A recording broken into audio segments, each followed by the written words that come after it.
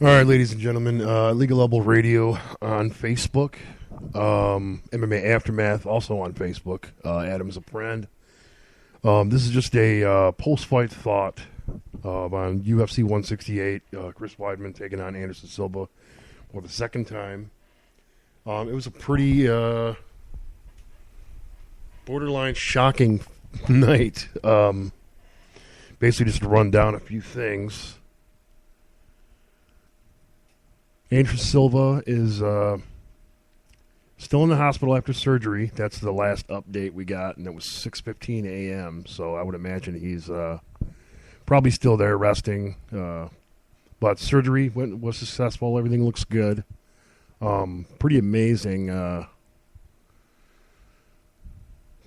outcome of how things went down. If you didn't see it, you're definitely missing out. You're going to want to go find those fights, whether it be UFC Fight Pass, which is a brand new thing. They actually seem pretty damn cool, too. Just search it or go to UFC.tv, has it as well. But Anderson Silva, always top striker, and excellent with leg kicks.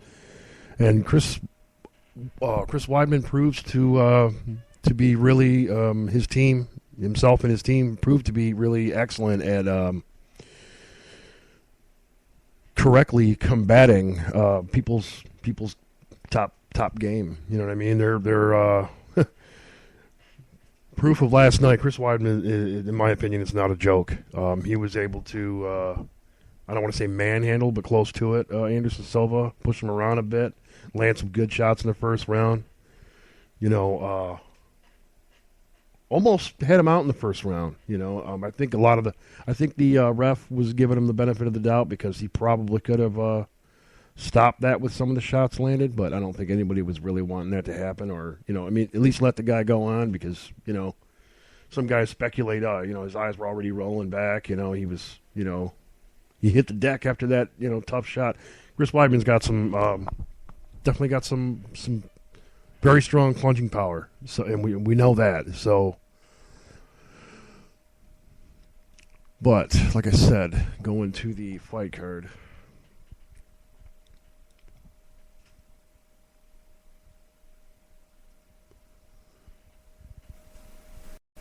Travis Browne, when I first looked at that fight, I'm going to go ahead and start with that fight. I'm just going to run down the shocking stuff of the night, basically. Travis Browne, which I don't like the elbows. You know what I mean? He did that with Gonzaga, and I thought those were illegal. You know what I mean? But apparently they're not. So if anybody ever goes to take Travis Browne down, they're in for a rude awakening and a serious knockout. They're going to get knocked the fuck out because this guy has this shit down to a science, and has knocked out two fighters because of it. I could have swore a couple went to the back of the head or close enough to. I don't see how an elbow to the side of the head could be all that much safer than an elbow to the back of the head. But I can see the differences. But hey, it is what it is. Though he takes the win. Josh Barnett should have watched some tape and realized, hey man, this is going for the takedown. It's not a hole in this guy's game. I should not be. I should not be going there. I should stand and strike with him like Overeem did. But even though Overeem came out of the wrong end of that fight, but I don't know.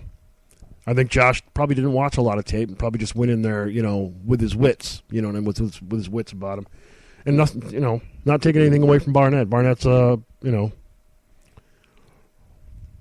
amazing competitor as well. So, but he, hey man, he got in there with a vicious striker and a big dude. You know what I mean? A lot of people don't give Browne the credit. He's a big dude, big strong dude, and not an easy guy to push around. So moving forward here,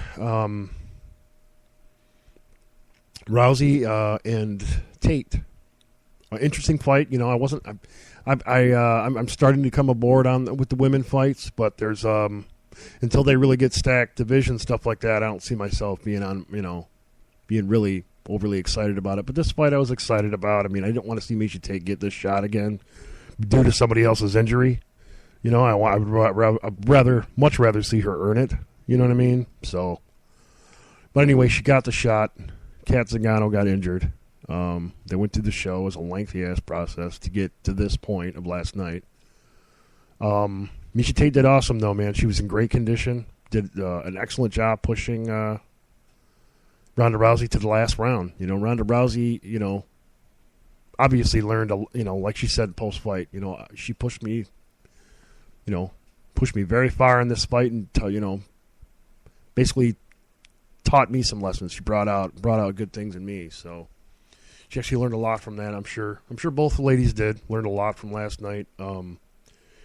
As soon as she did get the armbar in the third round, Meisha didn't waste any time. She tapped right away because she probably knew she wasn't going to get out of it.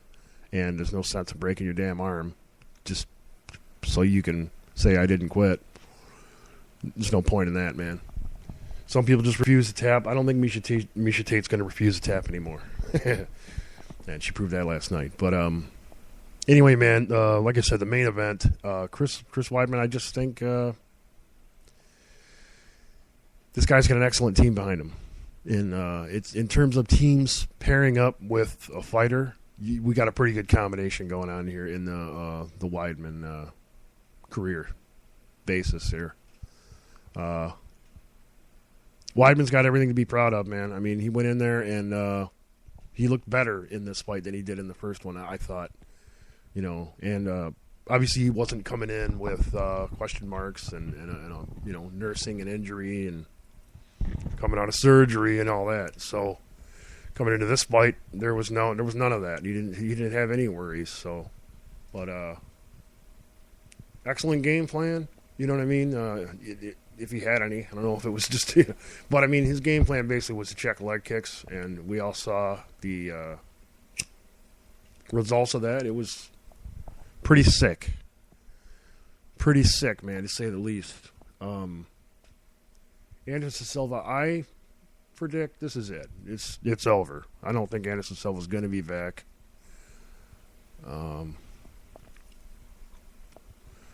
If he does, in my opinion, it'll be a couple years or a year or two. You know what I mean? And by that time, he's going to be 41 probably. I think he's 39 right now, going on 40 if he's not 40 yet. Or you know what? I'm sorry, maybe even 38. I'm not sure, but I know he's in that range, 38, 39. By the time he makes it back, he'll be 40 plus. It's just not ideal, man. It's not ideal to be fighting at that age, and a lot of people speculate, that he slowing down in this fight, not as sharp. You know what I mean? And a lot of people say, hey, man, that's what happens to your chin when you get knocked out. When he got knocked out in his last fight, a lot of people say you're not as. I don't think he's as witty as he once was. I'm sure he'd go in there at this point right now and probably destroy a lot of fighters. But I think just him at top competition, I don't think it's going to hold out. So I don't think there's any point in him continuing at this point. He's probably still considered the greatest of all time. He went in there, threw a leg kick, broke his damn leg, and in my opinion, it should be career-ending injury because, people have come back from that. It's possible. Broke his leg the same way as Kevin Ware. In case you guys don't know, how it happened. That's basically how it happened, man. He threw a leg kick, and if you've seen old kickboxing matches or kickboxing matches where guys throw that kick and it gets blocked and the dude's leg literally snaps in half. It was grueling. It was gruesome, man, to see. And he immediately went down on the mat, held his leg. You could tell he was trying to hold it in place to straighten it out because it was just, I'm sure the guy was in excruciating pain. The burning feeling in his leg was probably unimaginable. But UFC moving forward, Chris Weidman taking on Vitor Belfort. There's no set date yet. I think it's a cool matchup because I think it's going to be a damn slugfest. It's a good challenge for Chris, though. I think it's a great challenge for Chris. It's a different fighter for Chris too. So there's less flashiness. There's more in your face. I'm going to pound you out. Vitor does prove to have some BJJ some jiu-jitsu in his repertoire. So if he gets taken down, it could be, tough spot for Chris, but I think Chris is pretty strong. He's got youth on his side as well. He's still a very young guy in the sport. Vitor Belfort getting up there, but he also has the TRT exemption, which I don't care for. I don't care for that. But I think if he didn't take that, he would not be where he is. I think the TRT proves that. So I don't know. He has the TRT exempt. So did Bigfoot Silva. And he just got suspended. So where's the guidelines here? Is Vitor Belfort staying right in the mean to where he has to be, or are they not even bothering to check because he has some kind of? Who knows, man? I mean, who really knows? None of us have these answers. Maybe some of the guys out there are not asking the right questions. Who knows? But it's a bitch to say. Where's Travis Browne go from here? Moving forward, Travis Browne. Who's next? Just to speculate, there could be a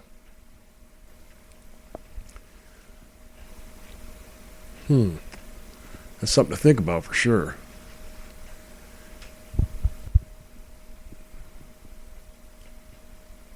Travis Browne. They did talk about the winner of Travis Browne and Josh Barnett fighting Fabricio Verdum. I think that could be pretty sick. Fabricio is really, really good with the Muay Thai lately. Muay Thai knees and shit like that. And it looks really, really, really good. Him pulling that over on a 6'7" man, I think will be really tough. And but it'd be a good test for Browne's chin nonetheless. You know what I mean? And a good test for Verdum. Can he still roll with big, huge dudes? It was tough for him to deal with Overeem, but you know what I mean. These days, I'd like to see him and Overeem go again, even though Overeem's coming off, a couple losses. But basically, man, that's pretty much it, man. Just a post-fight thought, quick little show for you guys. Hopefully, you guys like it. Stacked show last night, man. I wasn't able to really run down a lot of the fights that I wanted to, but we are on Blog Talk still. We're considering coming back here because we're basically paying for Blog Talk Radio. We're paying here too as well, but it's considerably less amount of money. Being that we're paying for Blog Talk Radio and we're getting stuff like in the middle of a Christmas Eve show, the show just completely shuts down. That really irritates us, and that was the reason why we left a long time ago. We may leave again. So, with that in mind, maybe we'll see you back here again soon. But I will be doing post-fight thoughts, continuing doing them, because we don't like doing this show necessarily without like some kind of Skype platform to where it could be a little clearer audio. I have to kind of mic these guys up at my own. At my own location of where I do them. I have to get them on Skype and then kind of mic them up, and it kind of sucks. It creates for bad sound. Anyhow, like I said, Illegal Elbow Radio on Facebook. Just search Illegal Elbow. I'm sure you'll find it. MMA Aftermath on Facebook. Shout out to Justin. Shout out to Dan. Props, guys. Go over to Blog Talk. Check out our latest show. It's our pre-fight. We're doing a year-end show on the 31st. Of course, we're going to try to do it as early as we can in the day because, people are going to be heading out to for, year-end festivities, man. So New Year's Eve parties, all that good stuff. So anyway, everybody, Happy New Year. Jumping out of here. And you guys have enjoy the rest of your weekend.